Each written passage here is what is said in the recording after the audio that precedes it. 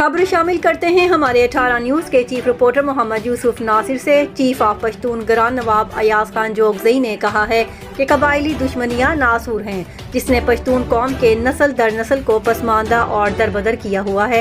इस नासूर में बेशुमार पश्तून कबायली रहनुमा मोतबरीन जवान लुकमाए अजल बने हैं। लिहाजा अब इस नासूर कबायली दुश्मनियां ख़त्म करने के लिए नौजवान नस्ल को आगे आकर इन कबायली दुश्मनियों नफरतों को ख़त्म करना चाहिए। इस कार खैर में कबायली रहनुमा उलमाए कराम को भी किरदार अदा करना चाहिए।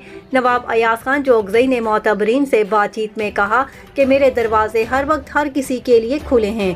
कबायली दुश्मनियां नफरतें ख़त्म करने के लिए उन्होंने कहा कि पश्तून कौम बर्दाश्त करें और अपने हक हकूक़ की तरक्की के लिए मुत्तहिद होकर जिद्दोजहद करना चाहिए।